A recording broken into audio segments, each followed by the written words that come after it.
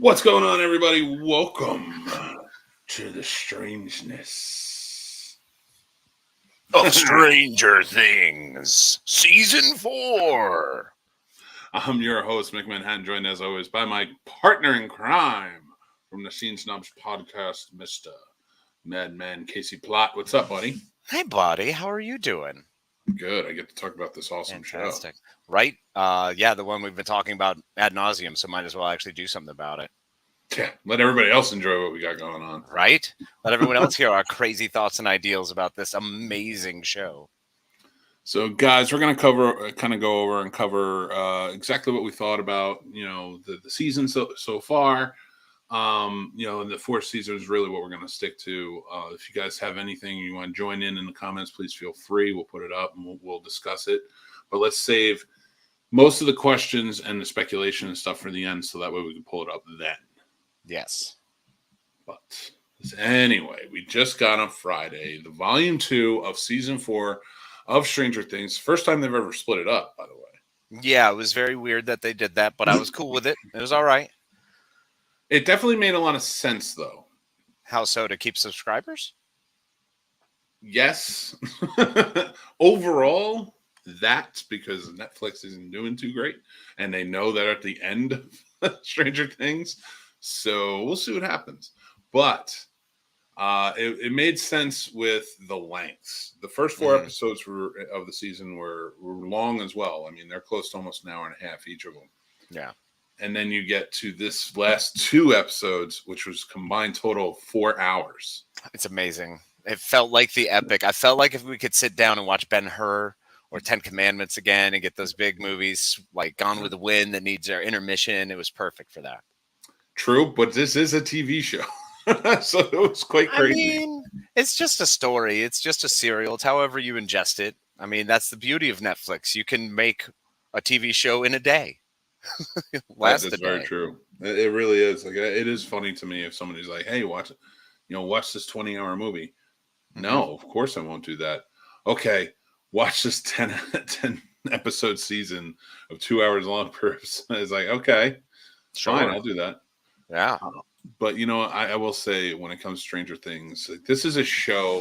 Well, first of all, it's like starting a movement towards like everybody like revering the 80s again. I mean, I think it's just embracing that better and doing it the best. Yeah, well, let's put it this way. They're actually embracing only the good of the 80s, which we did as well. Well, who doesn't want to look back with rose-colored glasses and remember the ideal, perfect things?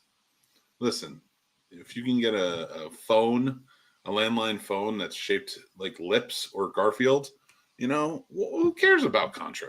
Or a burger. Bro, you remember the burger phone? Yeah, Come on, that was beast. Remember when every year, like, the winner of the Super Bowl got the phone, that got the helmet? I do. Like, yeah. The phone helmet thing, and people had it. Oh, man. Yes, this was the 80s. We were there for them. We remember. We remember. But North remembers.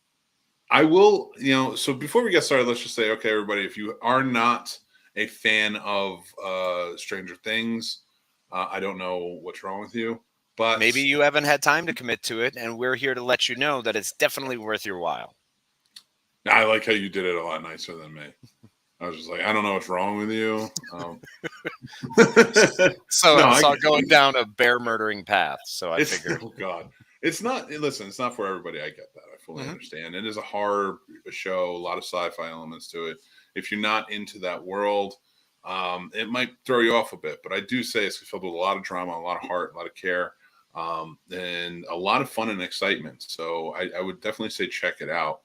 This 4th season, by far the most horror-filled season, in my opinion. Oh, yeah. Agreed.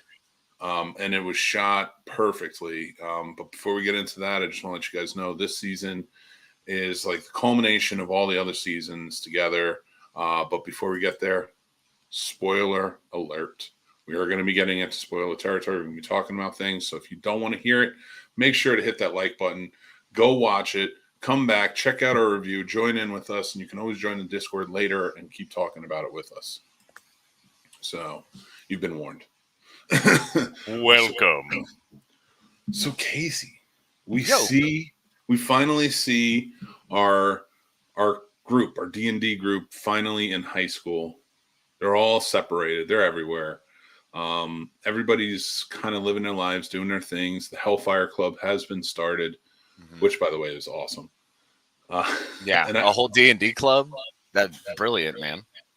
Yeah, and I mean, I love the element that they played out. I think a lot of shows, I should say now, that deal with the 80s, which it just seems it's more and more these days because of Stranger Things.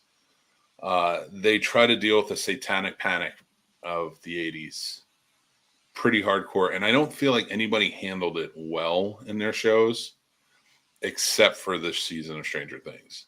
Yeah, I'd agree with that. This was like they really played it up, and it correlates to today's world as well. Yeah, they did a really fantastic job of that. Yeah, and for me, coming into it and watching this and seeing like where Hawkins is at, like, because we got a team that's completely separated. Like Lucas is on the basketball team searching for popularity. Max is separated, gone off on her own. You know, you got the guys in the Hellfire Club. Elle and Will and family and company are out in like California or Arizona. I didn't figure out quite where they were from yet, but I was getting serious poltergeist. Wasn't it California? I'm pretty sure it was California. No, I just didn't know exactly where. But I mean, it makes sense. They have a Surf City pizza. So, you know, I mean, it should be California, but it's regardless, they're out west now. It was just really everything's torn apart. Of course, Hopper stuck in that Russian prison. Well, I mean, luckily, learning that Hopper's alive. How about that? Yeah. I mean, we thought he was dead, and yeah, they kept alluding to it, but you know, then you realize that no, he's something was up. Sorry, my mic was over there, and I needed it over here. Forgot about it. Like, so it was great seeing Hopper. Knowing that he made it was huge, man. Oh, yeah. That was I will say they did a good job with, like, kind of alluding to that in the poster art. Mm-hmm. But seeing how he was living, because let's face facts. Those Russians during the 80s were unkind human beings in those prisons. I mean, gulags, man. They were the worst. Bro, nobody wants to be in a Russian prison. What is Russia but a giant bear? And we all know what happens with me and bears. That's why you're not allowed to cross the pond. Exactly. We have an understanding. I stay here. They stay there. You stay on your side. Everything's fine. They're counting down the days. You go to Alaska and all of a sudden they're like, he broke the pact. Putin's just sitting in his office like, one day old age will get him. Or, you know, jelly donut. One of the two. It's rolling the dice at this point. But that Russian prison scene was, I mean, you know me, I have like a thing against like the whole prison, like being confined against your will, innocent, stuck in prison thing anyway. And poor Hopper, who I love and who officially looks nothing like me anymore. The hero of Hopkins. The hero of Hawkins. Sorry, Hawkins. The hero of I know what you were thinking. You were putting the hop together. I put them together. He should own it, and it should just be called Hopkins now. That's what I say. I don't disagree. And especially after what's happened by the end of season 4, it could probably be the standard renaming. We said spoilers. We can say it. So we do get our reunion in the end, and I'm very happy about that. The 11 and Hopper reunion. He's finally back in America. If you didn't cry, holy Lord, I lost it, man. It was beautiful. The reunion with everyone coming together, just all these different groups. So I love the fact that you follow these different groups, these individuals, and they all kind of separate, and then different sections of them meet up again. And it's just the way it does it so well. Like all of these characters are interchangeable to the point where you want to follow them. You get excited for every story. There's never a drag on any one of the stories where you're like, God, let's just get back to so-and-so.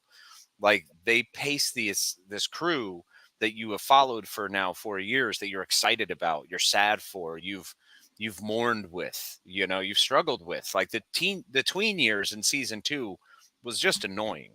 And really? 3, oh man, I don't want to tween at all. Really?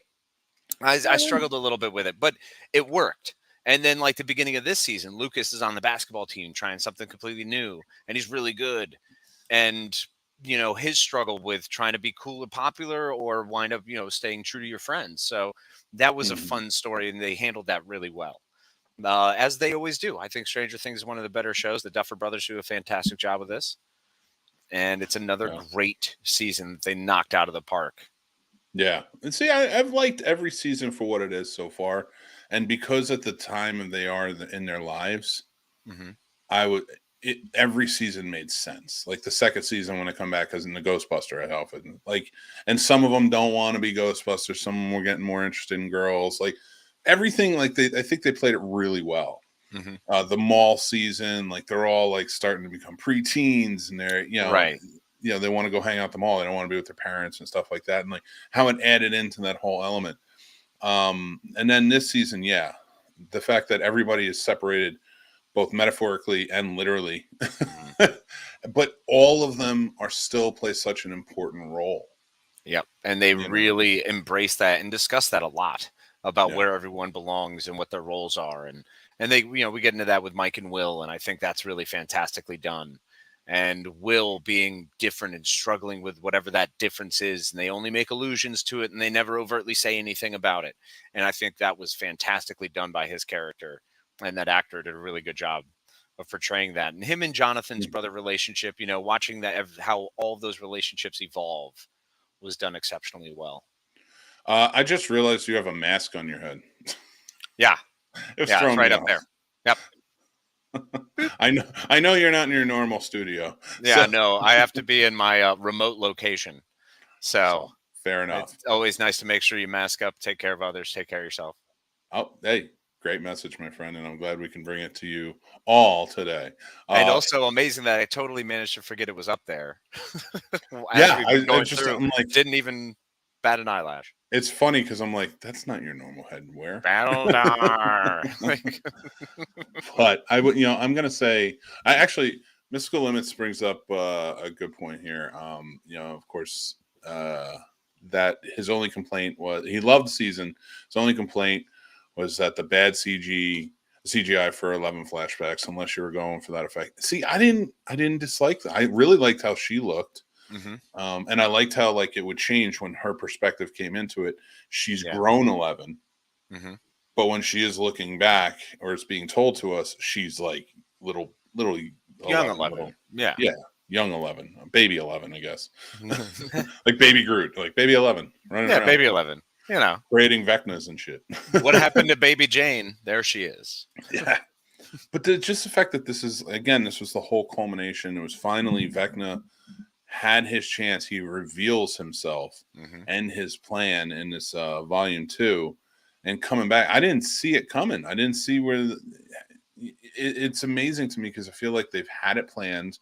They've set things in motion for it since season 1. And just to have this character we've never seen before and get his full backstory. Right.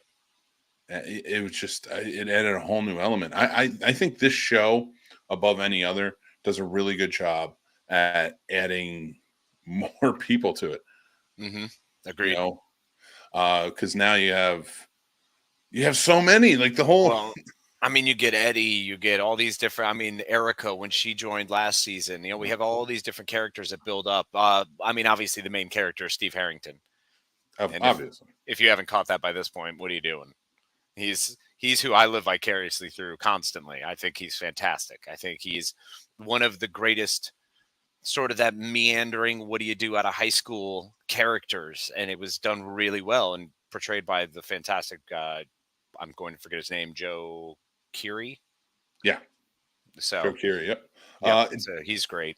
Steve Harrington. And I'm going to say this, and Matt, before I say this, can you give us some examples of what the CGI you didn't like was? Because maybe I missed it and I just wasn't in it. Nothing really took me out of it. There was a few points with some of the demon dogs and stuff, and there were a few little things here and there that I would see, but that it could have also been my internet.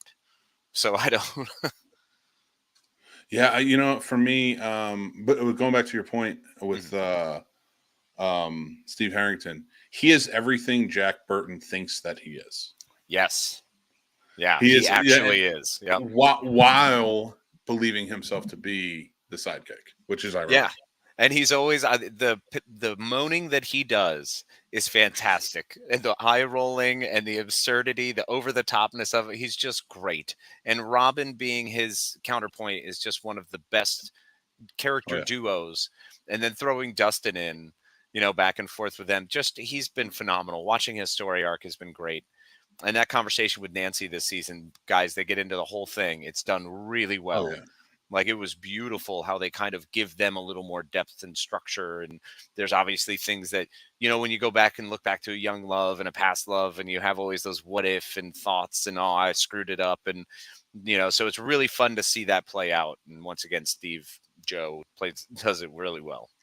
Which, going back and kind of reliving the first season a little bit, and we're not reviewing that, but, just to kind of correlate with what you were saying about he and Nancy, I forgot.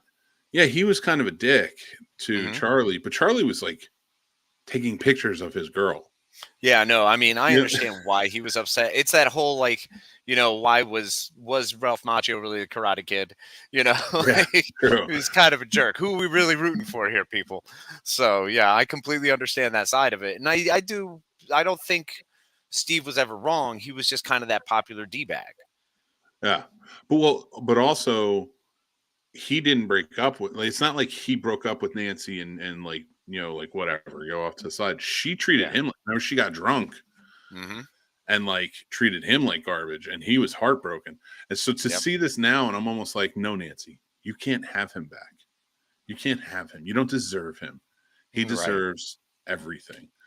And if they kill him, I'm going to hate this show. Oh, they can't. Oh, that's horrifying. Out of every look, they took Bob. Do we want to say it? Yeah, we got to say it. I mean, got to say it. Eddie. One of the most heroic goodbyes ever is Eddie. Yeah. Eddie, the leader of the Hellfire Club, has the greatest, most beautiful, heart-wrenching, because that's what they like to do. They just get in there and rip your soul out with it. And Dustin's reaction to it in that moment was just heart-wrenching. It was beautiful and sad and harsh and brutal and amazing and uplifting and heroic. It really was, when he was standing in there battling, facing him down. It's awesome. Well, I think the thing that I love that the Duffer Brothers do in this show is when you love a character, they don't sacrifice that character for nothing, which a lot of filmmakers, especially in TV, will do. And they'll just like, all right, like, I hate to bring him up in this, but Joss Whedon is very popular for that, killing off a character just to jar you. And I don't think it was always fully effective as like, because he, and sometimes he likes to do it just to like throw you off, like, oh, we can kill anybody at any moment, but then they always come back. They always come back. Well, in the Buffyverse, of course. Well, except for what's his name from Angel, Colin or Connor.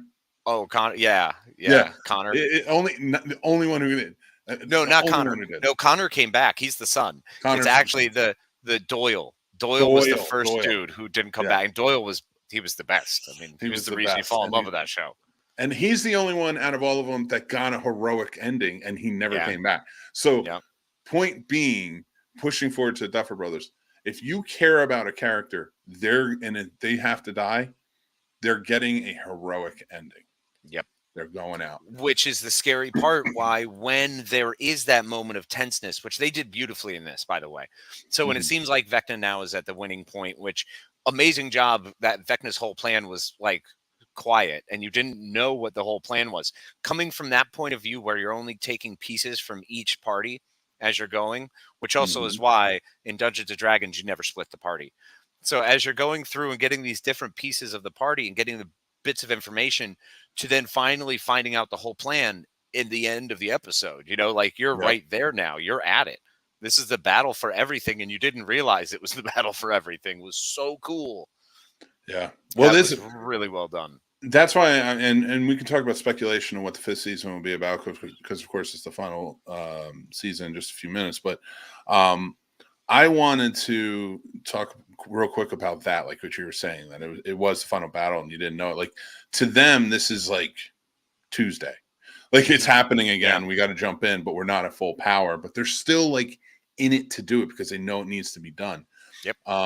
And to talk to your point about Eddie and his sacrifice and what he did, knowing that like he has to do this or they're going to get through the barrier, and that he has to save Dustin. And they set that up perfectly, because I heard a few people on TikTok and things like that talking about like what made no sense that like he all of a sudden became a hero. Bull, because in the beginning, the whole point of the Hellfire Club in which he started was that he wanted anybody who felt like an outsider, who was getting picked on, to getting upset, to feel like they have a place where they belong. That was the whole point of the Hellfire Club. And most people in real life don't even get the reference of the Hellfire Club being an X-Men reference. Good geeks do. They know. But people who watch the show are like, I don't even understand. It does sound like a satanic. I'm like, but they've set up in the past that they're X-Men fans. Yeah, they talk. They already know about that. They've already covered all of that. They do it really well. So Hellfire Club makes sense. But even the if you go back, I think it's the second season when they trade, or is it the second or the first season when they talk about I want your X-Men 130 whatever, or whatever the number was that he said. That's the Hellfire Club. Dark Phoenix Saga. Deep reference. Thing. So the Hellfire Club makes sense. And I could even see like Eddie getting them together and Dustin being the one being like, we should call it the Hellfire Club. You know what I mean? Something like that, like if they ever did that. But Eddie stepping in as their leader and sticking up for them. Like he wasn't always like a coward who ran away. When you saw them like getting picked on, he stuck up for them. He yelled at the other guys. You notice that he's only really a coward through the eyes of other people around him. When he actually is dealing with things himself and trying to do the right thing, he always does the right thing. Yeah. It's phenomenal about that, as he always aims to do the right thing, So his proverbial armor, or the thing he casts and shows himself on the outside or perceives himself as, is all based on people calling him a piece of trash, and his family's past, which has nothing to do with him. So that's BS. But just the fact that even he said, like, tell him I didn't run this time. Like, yes, he ran from Chrissy, but he tried to help her until she was dead. Yeah. When she was gone and the gate opened up, of course a high school kid should run. Yeah, what are you going to do? At that point, I'm running. I'm out. Chrissy was really sad. Like, I mean, it's just the way they touched on watching this thing unfold. So you're watching Vecna's plan unfold while watching this other crew of kids just try to figure out, where do we meet? Like, what are we supposed to do? Then they all find a way, which is always fantastic. I think Lucas's was one of the tougher, weirder, grittier ones to watch this season. It was far more emotional ride that kid went through. And I think they needed it because, you had Mike in the forefront for so long, but now we know Mike is the heart. Mike is the one that's going to keep pushing 11 to be better. And he leads the pack in that, and that's what he does. And that's what he brings to it. But Lucas has always been he's going to protect her. He wants to protect. And he and his sister are spot on perfect for it. Whereas Steve is the guy who's probably going to be the knight in shining armor. For their sake, he's their paladin. Yeah, that's a great, for their sake, that's what he is. He's the guy who shows up with that magic power at the end, who's able to just beat people into submission and get everyone else to escape. So yeah, or get beat up in submission. Remember Billy? Yeah, fair. Well, and then the other one that I think Hopper's more the White Knight. He's the one who shows up, and it's like everything's going to be fine. Hopper, I guess that's cavalry, because once he does the cavalry, he did, and I love that he stepped up and he's like, we got to go back, we got to help these kids, we got to give them a fighting chance, and just the whole thing. Joyce was fantastic. Murray was great. Oh, Murray and Yuri are such fantastic compliments of each other. To have the American and Russian versions of just jackasses, it's just so wonderful. Oh, but I love that Murray turned in I have a black belt now, and he straight up did. Oh, he used it. It was great. Joyce, a badass as always. It's just, man, she just does stuff. She completes the tasks. Everyone else is out frizzled doing random shit. She's like, go, no, pull it together. She's such a good voice of reason. Yeah. I mean, maybe not a great mom, but great voice of reason. She did just kind of roll out without telling him. She was like, I'm going to Alaska. Yeah, I mean, that's fair. But also at this point with Jonathan, yeah, I mean, he knows. Oh, and If she's bailing, it's something big. I mean, I get it, and they you can get get it. away for a couple days. And Jonathan's already been raising Will for so long; it doesn't matter. True. That doesn't change the point of view of her as a mother. Oh no, But it keeps it. It instills it. But she's but doing the best she can. What she's got. Times are that's true. hard. Hey, Hell, listen, my mom worked 2 jobs, man. single mom. She was living in a house. I'll give her that. Yep. Not many back then could. So Mhm. good on her.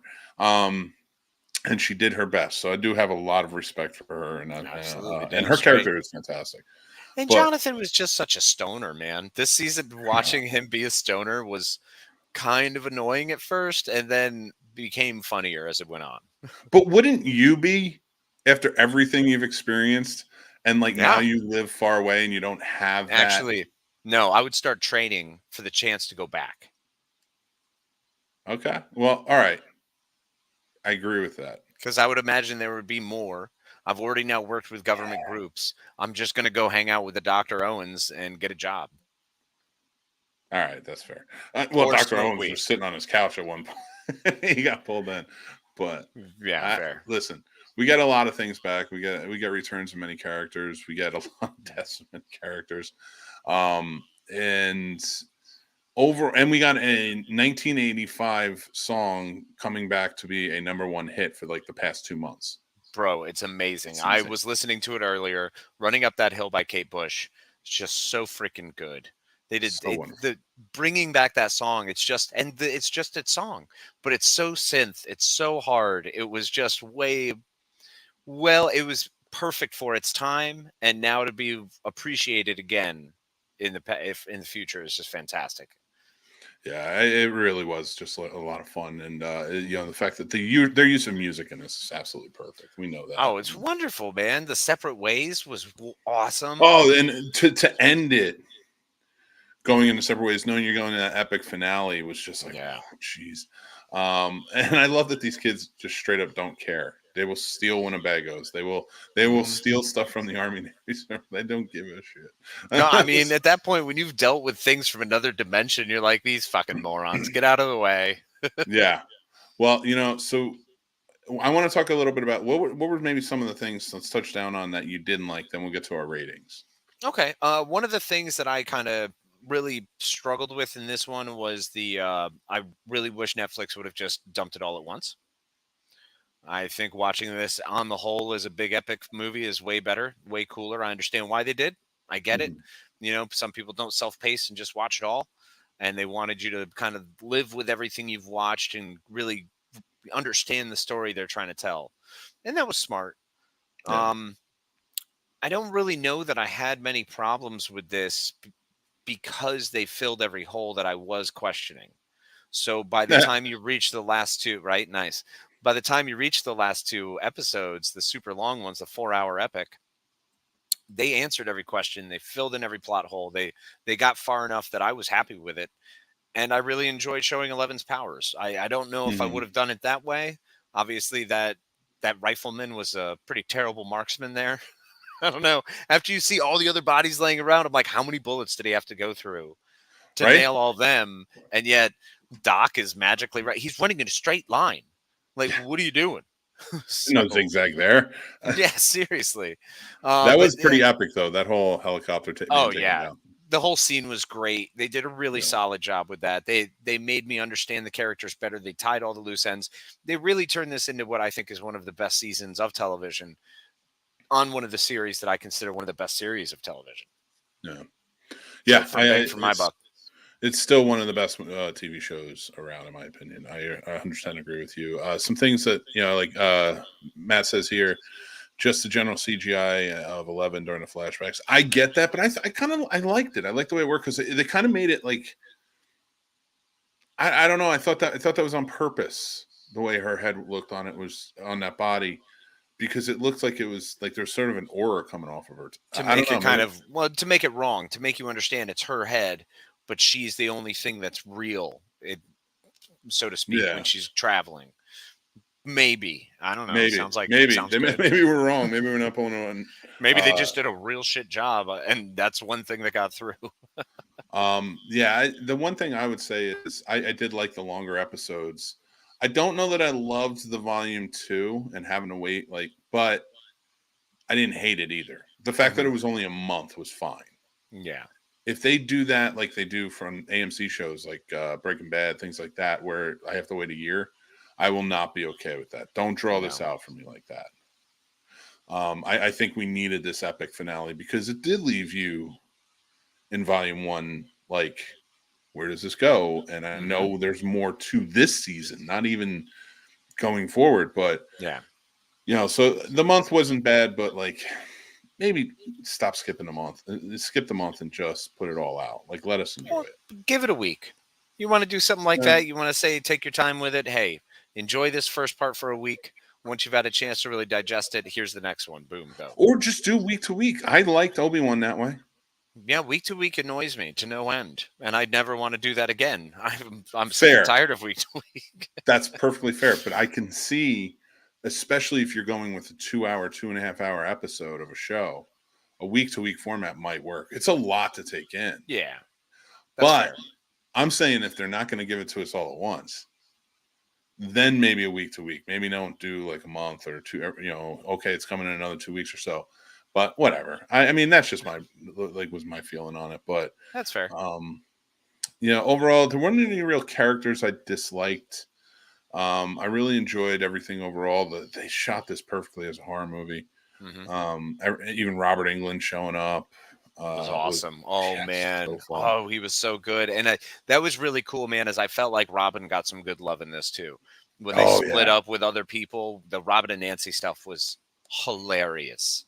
Yeah. Oh, it was true. And again, like, that's a good thing. Like, they mix and match sometimes and it works. It just really works well.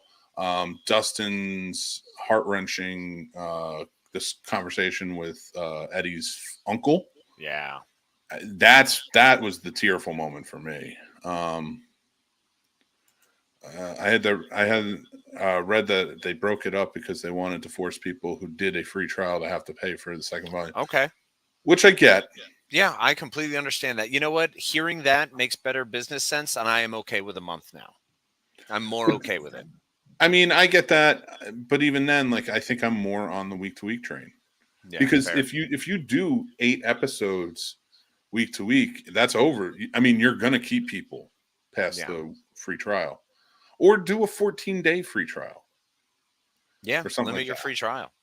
Because we want our show now. We want our show. Listen, I've been paying Netflix since they were just DVDs being mailed to the house. Ditto. So I will tell you, Netflix, not you, Casey, Netflix. I don't care if people aren't signing up. Make me happy. I'm still here. And I'm paying your $21. So, yeah, good Lord. I don't even know what I'm paying anymore. So all of a sudden they hear that and there's an announcement. Stranger Things is going to season 10. It's all I want is more Stranger Things. I really, to give the wrap up though, from my perspective and my rating, yes. I think this is what, like I said before, one of the best seasons of one of the best shows. They gave me a concise storyline. They opened up some more scary stuff. They tied together some old stuff. They hurt a lot, and the losses were all impactful. And so I give it, honestly, it's a 4.5 out of 5 for me. The rewatchability is there. I will continue rewatching this. 4.5. Steve Harrington's. That's right. And that's my Scoops Ahoy Steve Harrington. That's a number 1 Steve Harrington. So I don't know. I still like the gloves and the baseball bat with the nails in it. That's a strong Steve Harrington. With the members only. That's almost more the Jack Burton Steve Harrington. But Scoops Ahoy was fantastic. It was a great. Scoops Ahoy is great. So yeah, that 4.5 because I think this is one of the more rewatchable seasons of this whole series as well. I think because it deals with a lot more powers. No one's really flittering. No one's in the middle anymore. Now they know what they're doing. This is kind of a seasoned group now that's out there willing to fight and putting the fight up, and it's great to see. And there's no more separation of it. There's no more separation where it goes into they're not together. They have to be it. Again, it's the culmination. They lost. Hawkins is not okay. The gates are open. Vecna and the Mind Flayer now have control of Hawkins and the Upside Down. They're there. So, and they have to remain together. Like you said, it was perfect. Never split the group. Mm-hmm. Now they can't. There is no other alternative. They cannot split the group. And they have the full weight of the American government at their disposal. Now it's kind of backed up and become a different thing because they're like, oh, we can't do this without you. Yeah. So I almost wish that they gave us a little bit more of a, because remember Owens talks to the general and says to him, like, I'll kill her myself if I'm wrong, but I really think she, and then they never touch down on them again. Even in the end, maybe Owens showing back up and just being like, it's here. We got to stay together. Needs all of us. Well, I'm sure we'll become that because now that they've seen that, they'll go, okay, well, that's clearly the problem. Yeah. Or they'll still be hunting 11 because they don't get it. True. Ultimately, though, everything was just truly fantastic. I agree with every point you made, and I'm right on board with it. And there was a couple of things where I was just kind of like, I don't know. I mean, I don't know that it was too believable for me, and I don't need everything to be believable. But that whole gunfire scene, although shot amazingly, from a technical standpoint, was great. Was just like, everybody's getting shot except these kids. I mean, bullets are bending around them. Hey man, plot armor is amazing. Never deny the power of plot armor. But that and a couple of other little things here and there that I just didn't think landed perfectly made me give this a 4.5 out of 5. Eddie Munson's the new hero of Hawkins. He is, absolutely. I think he's one of the most heroic characters that they've ever portrayed, next to Bob. And that's the thing. I love Bob so much. Now to have Eddie Munson there for me, it's truly wonderful. But yeah, so that right there is our ratings for it. And we think you should go check it out. But real quick, let's get into some speculation. Where do you see this? Speculation time. Season 5 is the final season. Where do you see it going in your mind? Mind Flayer 11 is going to have to be the one who makes the big sacrifice this time to close everything. We're going to have some big deaths. I think Hopper's going to die along with her. Because I think Mike for sure anymore. I think Mike actually might not. I think Mike gets jacked up and she saves him by knocking him out or something. So I think we get all that. I think we get Will kind of coming out more and exploring who that he is as a character. I think hopefully we get a lot more of that. Jonathan, I think, is going to be, I don't know what the Jonathan Nancy story holds. I don't know what we're going to see there. It's exciting. It's going to be options. She's going to end up with Steve. Yeah, I mean, look, it'd be great if she did, but not everything works out the way we think there, And I hope Robin winds up with Vicky. That would be really cool if Vicky now becomes the Molly Ringwald-esque character they add to the group. Oh, it'd be great. That would be a lot of fun.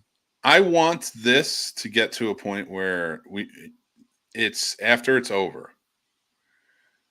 It's Nancy and Steve stay together, and they are going to help rebuild Hawkins. Ooh, yeah, maybe Jonathan is the one who dies.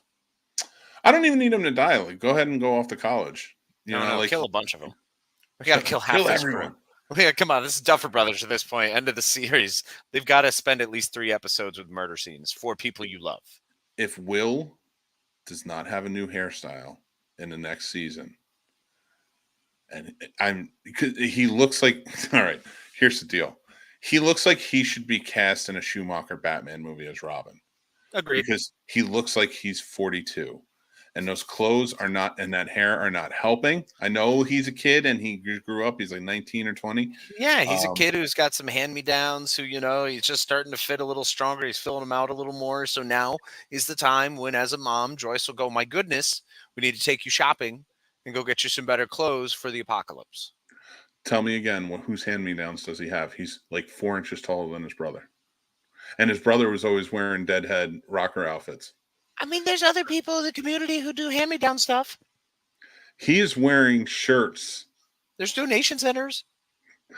Those clothes made sense when he was in the first season and he was 3 inches tall. I mean, think about that too. Joyce has got herself a great job making some moolah, and all of a sudden, Will's like, "I should be able to cash in on some of this, get some new clothes," but it all goes to 11.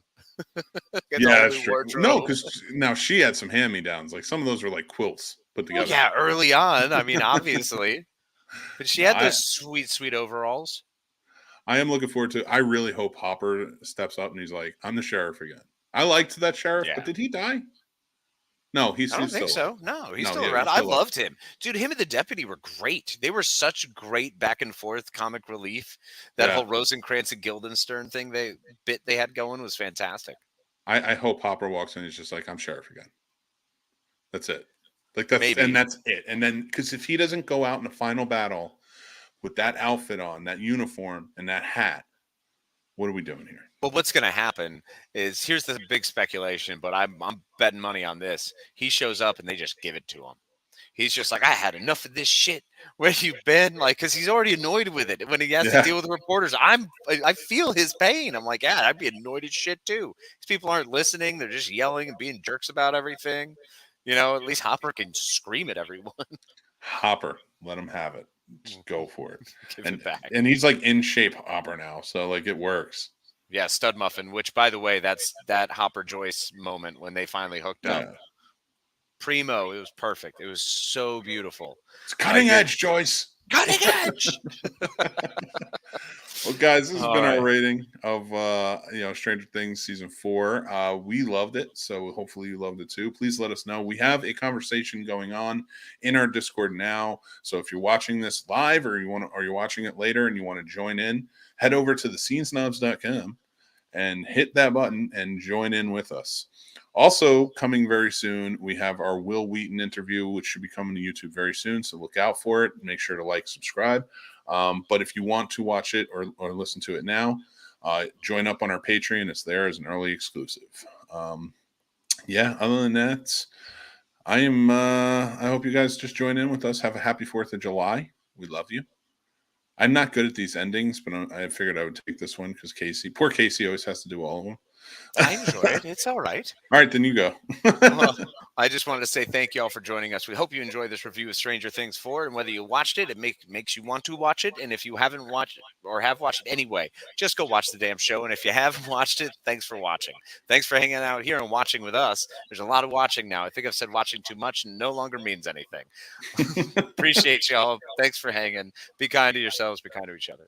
I still don't know that I could have said it any better myself, so I'm not gonna. Thanks for watching and listening, everybody. I'm the Scene Snob, Mick Manhattan. You can check out the Scene Snobs Podcast live every Tuesday at 9 p.m. Eastern on our YouTube channel or all podcast platforms afterwards. Also on our YouTube channel, you can check out great shows like Real Combat, the ultimate debate show for movie lovers, mixed movie picks with new recommendations every week, Geek Fest live every Sunday night, and new movie reviews and news all the time. Like and subscribe, then hit the notification bell so you know when all of our new episodes drop. Thank you so much to all of our amazing Patreon supporters, with whom this would not be possible. They help keep the lights on and support us in such big ways. If you would like to become a supporter on our Patreon and take advantage of all the perks like monthly giveaways, early access, and so much more, head on over to the Scene Snobs Patreon page and just sign up on one of our 2 tiers. Join our awesome community of geeks, movie lovers, and so much more, and join up on our Discord. The Scene Snobs Discord is now live, and you can head over to thescenesnobs.com for links to there and more. The Scene Snobs merch store is now open with original fun designs that are available on all different types of merch and apparel. Check out thescenesnobsmerch.com. Make sure you follow, and subscribe to all of our social media accounts like TikTok, Twitter, Instagram, Facebook, and so many more. We have fun updates, topics, we talk about collectibles, and so much more on there. It's a great time. You can find all of our links to everything on thescenesnobs.com or on our link tree, which are down in the descriptions below.